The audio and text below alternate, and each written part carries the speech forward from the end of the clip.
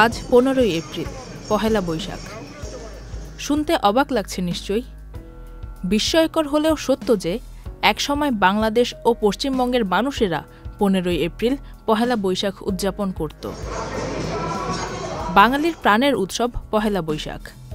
বাংলাদেশের বাঙালি হোক কিংবা ভারতের পশ্চিমবঙ্গের, 15ই এপ্রিল বছরের প্রথম দিনটি দুদেশেই উদযাপন করা হতো বিপুল আনন্দ ও সমারোহের মধ্য দিয়ে। তবে পহেলা বৈশাখ 14 নাকি 15ই এপ্রিল এ নিয়ে যথেষ্ট বিতর্ক রয়েছে। সীমানার ভিন্নতার মতো দুদেশের নববর্ষ উদযাপনের দিনটিও ভিন্ন। বাংলাদেশে 14ই এপ্রিল বাংলা সনের প্রথম দিন পালন করা হলেও পশ্চিমবঙ্গে পালন করা হয় 15ই এপ্রিল। ওয়ালটন আবারও মিলিনিয়ার অফারে ওয়ালটন ফ্রিজ কিনে আপনিও হয়ে যেতে পারেন মিলিয়নিয়ার।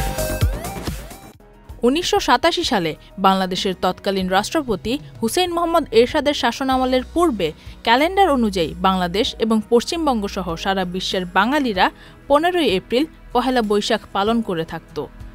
এরশাদ আমল থেকে সরকারিভাবে 14ই এপ্রিলকে পহেলা বৈশাখ হিসেবে ধরে নেওয়া হয়। ক্যালেন্ডারের হেরফেরে কখনো 14ই এপ্রিল বা কখনো 15ই এপ্রিল পহেলা বৈশাখের দিন ঠিক হয়। সৌর পঞ্জিকা অনুযায়ী অনেক আগে থেকেই বাঙালিরা বাংলা মাস হিসেব করে আসছিল। পরবর্তীতে 1952 সালে গ্রেগরীয় পঞ্জিকা অনুযায়ী 14ই এপ্রিল বাংলা সনের প্রথম মাস বৈশাখের প্রথম দিন নির্ধারিত হয়। মূলত এরশাদ সরকার সেই তারিখটিকেই অনুসরণ করেন। এদিকে প্রাচীন ঐতিহ্যকে সম্মান জানিয়ে ও নতুন সংস্কারকে গ্রহণ না করে পশ্চিমবঙ্গ সহ ভারতের কয়েকটি রাজ্যে এখনও 15ই এপ্রিল নববর্ষ উদযাপন করা হয়। Faria Ahmed Khan, channel I.